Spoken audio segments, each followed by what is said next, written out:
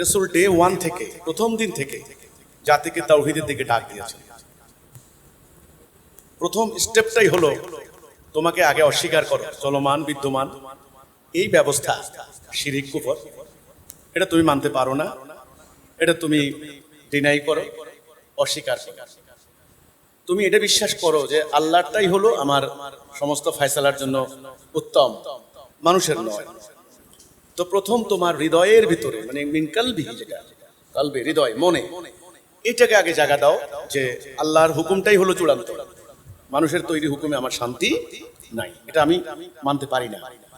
তো তিনি যখন মক্কায় 13টা বছর এই তাওহীদের দাওয়াত দিলেন, প্রায় 200 কি 200, অনেকে বলেন 250 সাহাব তারা ঈমান আনলেন, তখনও কিন্তু ওই কাফেরদের জাহিলি সমাজের ভিতরেই ওনারা ছিলেন।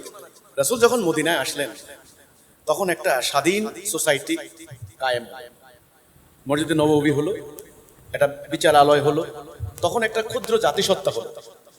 এখানে রাসূল বিচার কার্যক্রম করার অথরিটি পেলেন, স্বাধীন।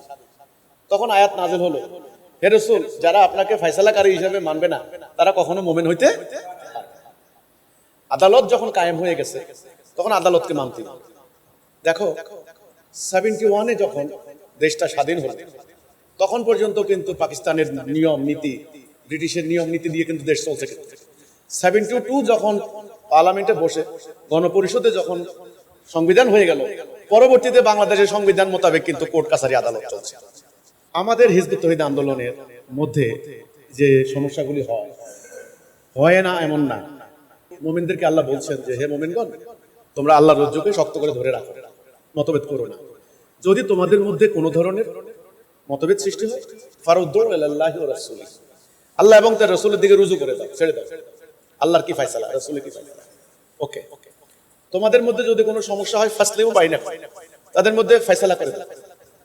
আমাদের মধ্যে যত বিরোধ হয়, স্বামী স্ত্রী সমস্যা বলেন, টাকা পয়সার লেনদেন বলেন, কে কারোর সাথে অবিচার করছে, সেগুলি আমরা একটা, এটাকে বলতে পারেন একটা সালিসি প্রক্রিয়ার মতো, সেটা আমরা ফয়সালা করে দিই। আমাদের দুই পক্ষই বলেন, বাদী বিবাদী উভয় বলেন যে না, মাননীয় ইমাম সিদ্ধান্ত দিয়েছেন, আলহামদুলিল্লাহ, আমি সেটা মানলাম।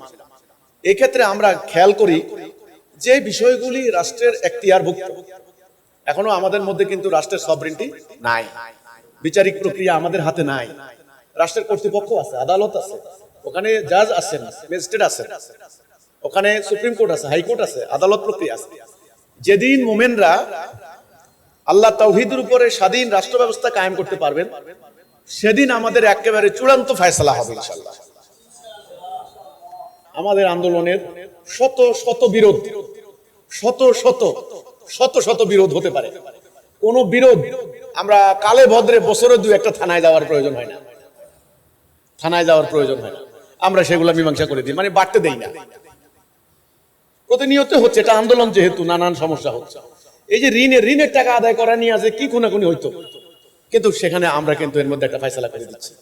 তো কাজেই আমরা চেষ্টা করছি যত দূর সম্ভব আল্লাহর দেওয়া, এখন এই বর্তমান ব্যবস্থায় আল্লাহর দেওয়া বিধানকে অনুসরণ করে এটা ফয়সালার মধ্যে আনতে যত দূর সম্ভব।